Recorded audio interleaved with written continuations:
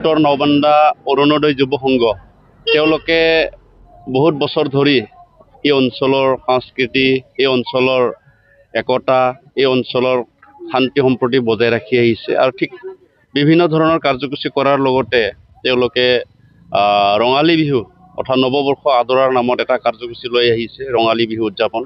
আৰু এইবাৰ 30 বছৰ ধৰি তেওঁলোকে ৰঙালী বিহু উদযাপন কৰি আহি আছে। আৰু ইয়াৰ যোগেদি এই অঞ্চলৰ বিভিন্ন জাতি জনগোষ্ঠী, বিভিন্ন ভাষা ভাষী, বিভিন্ন ধৰ্মাৱলম্বী লোকে একত্ৰিত হৈ সেইটো যথেষ্ট এটা ভাল মেছেজ বুলি আমি ক'ব পাৰোঁ। মই অৰুণোদয় সংঘৰ সকলো বিষয়ববীয়াক ধন্যবাদ যাচিছোঁ। আৰু আমি যুৱকালৰ পৰাই আৰু ক'বলৈ যদি কয় সৰুকালৰ পৰা এই অনুষ্ঠানৰ লগত জড়িত হৈ আহিছোঁ। জড়িত মানে আমি চাবলৈ আহিছিলোঁ আগত, যিহেতু ওচৰৰে হয়, চাবলৈ আহিছিলোঁ।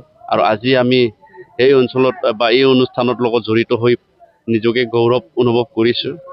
আৰু তেওঁলোকে এই অনুষ্ঠানটো কৰাৰ যোগেদি এই অঞ্চলটোৰো নাম এটা অসমৰ ভিতৰতে বা আমাৰ এই অঞ্চলৰ ভিতৰতে প্ৰতিষ্ঠা কৰিবলৈ সক্ষম হৈছে। কাৰণ এই কাৰ্যসূচীত বিভিন্ন অঞ্চলৰ পৰা সাংস্কৃতিক দলবিলাক নিমন্ত্ৰণ কৰি অনা হয় আৰু তেওঁলোকে ইয়াত আহি পেলাই ভাল পায়, এইবিলাক কথা তেওঁলোকে প্ৰচাৰ কৰে আৰু সেইটো কাৰণে যথেষ্ট ভাল হৈছে। মই আশা কৰিছোঁ আমাৰ এই অঞ্চলৰ সকলো ব্যক্তিসকলে, যিসকল শুভাকাংক্ষী বা ৱেল উইচাৰ্ছ, তেওঁলোকে আগৰ দৰে যাতে সহায় সহযোগিতা আগবঢ়ায়, মই সেইটো কামনা কৰিছোঁ।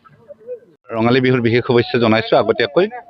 আমি প্ৰতি বছৰৰ দৰে এইবাৰো উত্তৰ নবান্দা অৰুণোদয় যুৱ সংঘই ৰঙালী বিহু উদযাপন কৰিম দুদিনীয়া কাৰ্যসূচীকৈ। প্ৰথম দিনা অসমৰ বিভিন্ন জিলাৰ পৰা আমি বিহুৱা দল আমন্ত্ৰণ জনাম। যোৱাবাৰ কলিয়াবৰ, শিৱসাগৰ আদি অঞ্চলৰ পৰা আমি বিহুৱা দল আমন্ত্ৰণ জনাইছিলোঁ। এইবাৰো আমি অসমৰ বিভিন্ন প্ৰান্তৰ আগশাৰীৰ বহুকেইটা বিহুৱা দল আমন্ত্ৰণ জনাম। ঝুমুৰ, খেৰাই ইত্যাদি আমি সংস্কৃতি প্ৰদৰ্শন কৰিম। লগতে দ্বিতীয় দিনা আমি জিন্তুমণি শৰ্মা আৰু বেদশ্ৰী কাশ্যপৰ গীতৰ গধূলি আগবঢ়াম।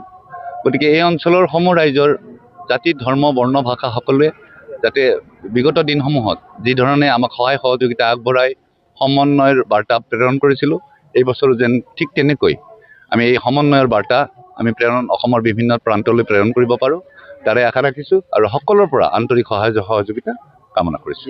আকৰ্ষণ আমাৰ জিলা ভিত্তিত আমি পাতিব পাৰোঁ অনুষ্ঠানটো। আমি অসমৰ বিভিন্ন জিলাৰ পৰা বিহুৱা দল আমন্ত্ৰণ জনাওঁ আৰু সাংস্কৃতিক সন্ধিয়াত আমাৰ জনপ্ৰিয় শিল্পী জিন্তুমণি শৰ্মাৰ গীতৰ গধূলি আৰু বেদশ্ৰী কাশ্যপৰ গীতৰ শৰাই, লগতে এজন উদীয়মান শিল্পী আমি বৰ্তমানলৈ ঠিক কৰা নাই আৰু এজন সাংস্কৃতিক সন্ধিয়াৰ বিশেষ আকৰ্ষণ আমি আমন্ত্ৰণ জনাম।